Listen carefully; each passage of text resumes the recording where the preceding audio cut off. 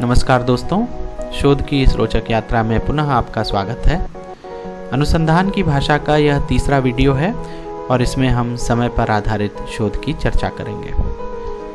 समय के आधार पर शोध को दो भागों में लॉन्गिट्यूडनल और क्रॉस अनुभागी या क्रॉस सेक्शनल रिसर्च के नाम से जाना जाता है।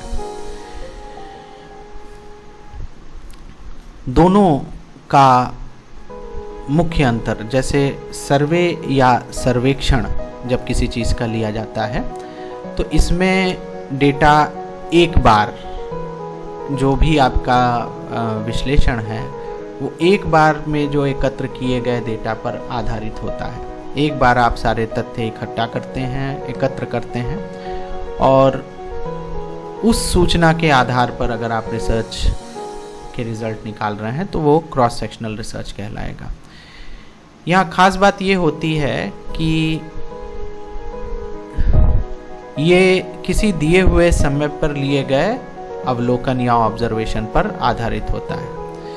आप ट्रैफिक बिहेवियर देखना चाहते हैं कि किसी समय विशेष पर कितनी गाड़ियाँ आ रही हैं, जा रही हैं, इसको आप देखना चाहें तो ये एक प्रकार का क्रॉस सेक्शनल रिसर्च होगा जो ये बताएगा कि सुबह 7 बजे से 8 बजे के बीच में या 15 मिनट के समय में अमूमन ट्रैफिक का बिहेवियर कैसा है। इसको आप सड़क के किनारे खड़े होकर या किसी स्थान विशेष पर आप नोट कर सकते हैं, देख सकते हैं कि औसतन कितनी गाड़ियां जा रही हैं, आ रही हैं। ठीक है, तो ये एक प्रकार का ये एक ऑब्जर्वेशन हो गया।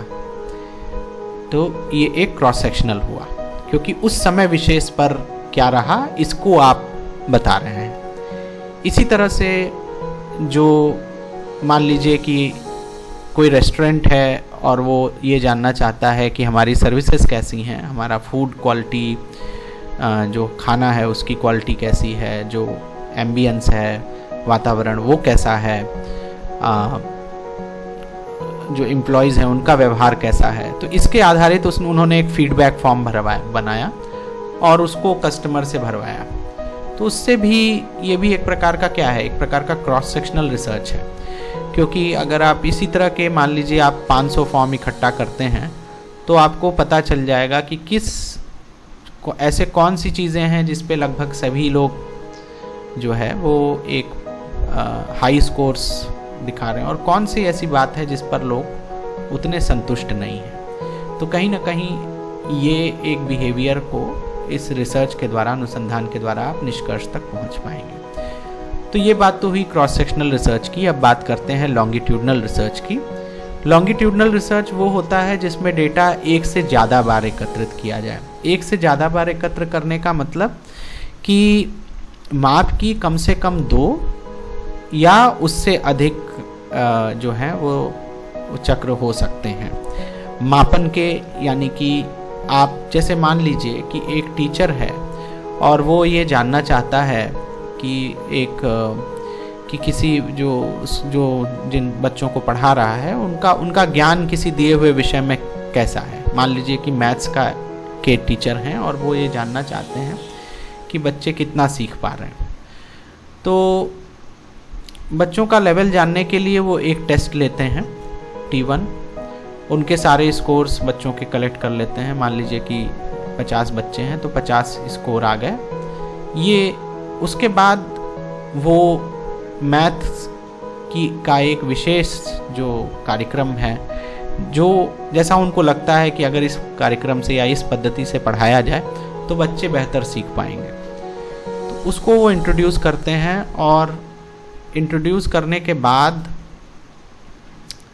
समय बीतता है, मान लीजिए कि वो 2 हफ्ते 4 हफ्ते का कुछ प्रोग्राम है, उसको उन्होंने इंट्रोड्यूस किया और उसके बाद फिर से ये देखने की कोशिश करते हैं कि बच्चों के स्कोर्स कैसे हैं, अब कितने हैं, तो क्या अंतर आया है पहले वाले से और दूसरे वाले में। तो ये क्या हो गया, ये एक प्रकार का लॉन्गिट्यूडनल रिसर्च हो गया। लॉन्गिट्यूडनल क्यों? क्योंकि इसमें 2 वेव कम से कम देखिए आ गई। एक वेव इस खास कार्यक्रम के पहले और दूसरा वेव इस खास कार्यक्रम के बाद। और हो सकता है कि ये जानना चाहें कि क्या वास्तव में रिटेंशन भी रहा, बच्चे वास्तव में इसको लॉन्ग टर्म में भी सीख पाए, तो हो सकता है कि 1-2 महीने बाद फिर उन्होंने एक टेस्ट ले लिया T3। तो ये एक लर्निंग को दिखा सकता है। तो ये क्या हुआ, ये एक लॉन्गिट्यूडनल रिसर्च हुआ। तो लॉन्गिट्यूडनल रिसर्च को भी जो है वो 2 भागों में बांटा गया है, एक रिपीटेड मेजर कहलाता है और एक टाइम सीरीज कहलाता है। दोनों का अंतर बड़ा ही सरल है।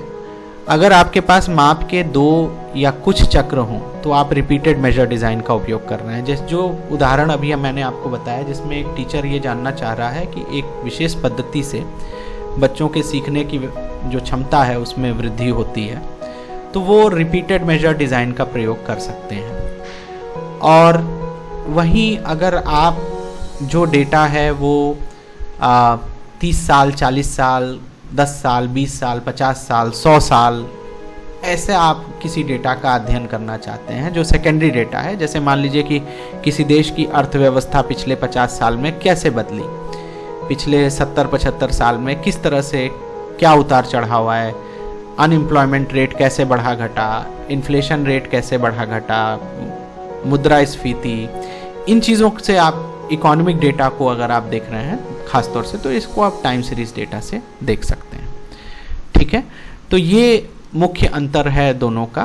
तो इस छोटे से इस वीडियो में हम लोगों ने 2 महत्वपूर्ण कॉन्सेप्ट को देखा, क्रॉस सेक्शनल और लॉन्गिट्यूडनल रिसर्च डिज़ाइन।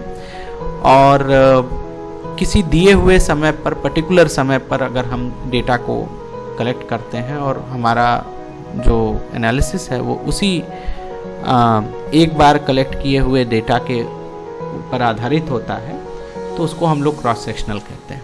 1 शॉट सर्वे, सर्वेक्षण ज़्यादातर इसके अंतर्गत आने वाला।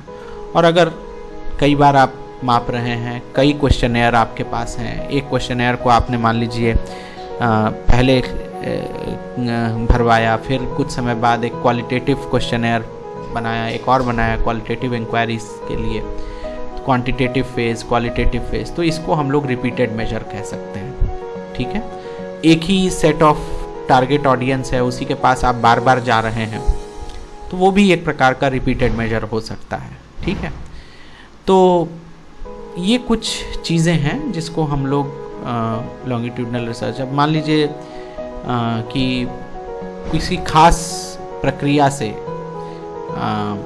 कोई चीज़ गुजर रही है, उसको कुछ समय लग रहा है, उस चीज़ का प्रभाव क्या पड़ा। ठीक है, एक खास तरीके से आप दिनचर्या आपकी बीत रही है, उसके चलते आपको क्या हेल्थ बेनिफिट मिले या क्या उसके वो हुए, ये सारी चीज़ें अगर आपको जाननी है तो लॉन्गिट्यूडनल रिसर्च की ज़रूरत पड़ेगी। ठीक है, कि आप अपने आप को किसी तरीके से और क्रॉस सेक्शनल जो कि किसी एक दिए हुए समय पर लिया जाए। तो इन शब्दों के साथ बहुत बहुत धन्यवाद।